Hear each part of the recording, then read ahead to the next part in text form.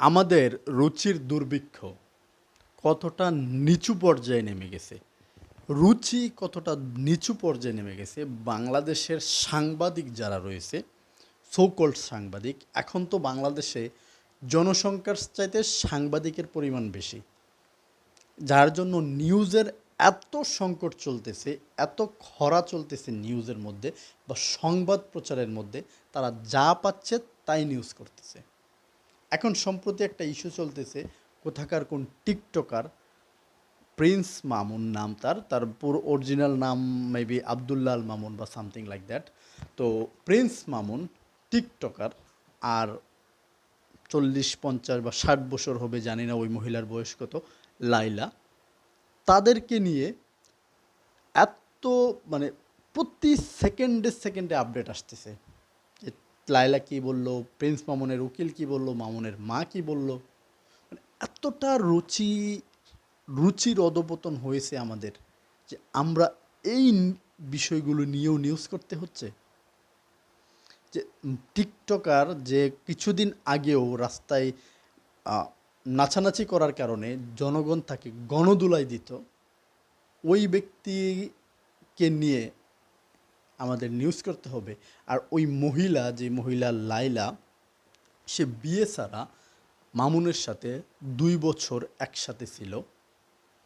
ওই মহিলা আবার গর্বের সাথে, মানে কতটা নির্লজ্জ হলে সে এই বিষয়টা হাজার হাজার মানুষের সামনে অকপটে বলতেছে যে 2 বছর মামুন তার সাথে ছিল, বিয়ের প্রলোভন দেখিয়ে তার সাথে ছিল, তাকে দর্শন করেছে।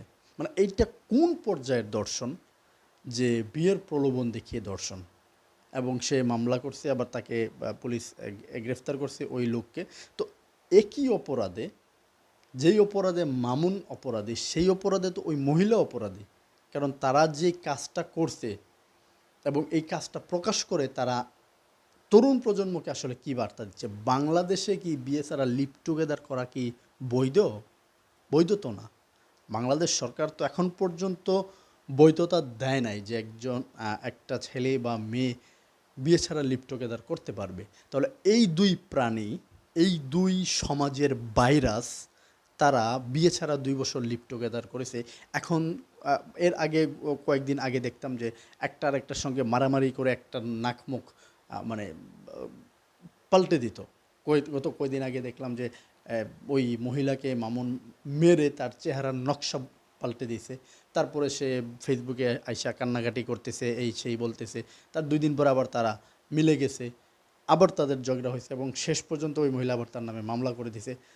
তো এদের দুইজনের এই যে নিউজ বা এই যে তাদের প্রতি সেকেন্ডের আপডেট, আমাদের সাংবাদিকরা, সোকল্ড সাংবাদিকরা মেইন স্ট্রিম মিডিয়াগুলো পর্যন্ত প্রচার করতেছে, এগুলির মাধ্যমে আমাদের তরুণ প্রজন্মকে আপনারা কি শেখাচ্ছেন? যারা তরুণ রয়েছে, নতুন প্রজন্ম রয়েছে, তারা কি শিখতেছে এগুলোর মাধ্যমে? কেনই বা প্রতি সেকেন্ডে তাদের নিউজ দিতে হবে?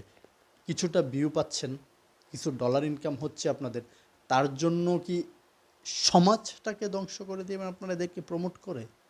এরা তো সমাজের ভাইরাস। এই দুই প্রাণী, এরা সমাজের ভাইরাস। শুধু ভাইরাস না, ভয়াবহ ভাইরাস। করোনা ভাইরাসের চাইতেও ভয়াবহ এই দুই প্রাণী, মামুন আর লায়লা। তো এই ভয়াবহ ভাইরাসদেরকে কেন আপনারা প্রমোট করতেছেন? কেন তাদের প্রতি সেকেন্ডের আপডেট আপনাদেরকে দিতে হবে? কেন তাদেরকে নিয়ে নিউজ করতে হবে? লায়লা একটা সংবাদ সম্মেলন করতেছে, সেখানে মানে সাংবাদিকরা এমনভাবে পৌঁছে যাচ্ছে যেন মনে হচ্ছে যে সে লায়লা তো নয়, যে বাংলাদেশের কোনো বিশাল বড় সেলিব্রিটি। সে তো টিকটকে নাচানাচি করে, নাচানাচি করা ছাড়া আর কি করে? তো এমন একজন মহিলাকে নিয়ে বা সেই মামুন একজন টিকটকারকে নিয়ে কেন আপনাদের এত মাতামাতি? আপনাদের রুচির দুর্ভিক্ষ কি এতটা নিচু লেভেলে পৌঁছে গেছে যে এদেরকে নিয়েও আপনাদের নিউজ করতে হবে? এদের নাম বিক্রি করে আপনাদেরকে খেতে হবে? তাই প্রয়োজনে ভিক্ষা করে খান, প্রয়োজনে কোথাও গিয়ে কামলা দিয়ে খান, তারপরেও সমাজটাকে, এদেরকে প্রমোট করে, এই ভাইরাসগুলোকে প্রমোট করে সমাজটাকে ধ্বংসের দিকে নিয়ে যায়েন না।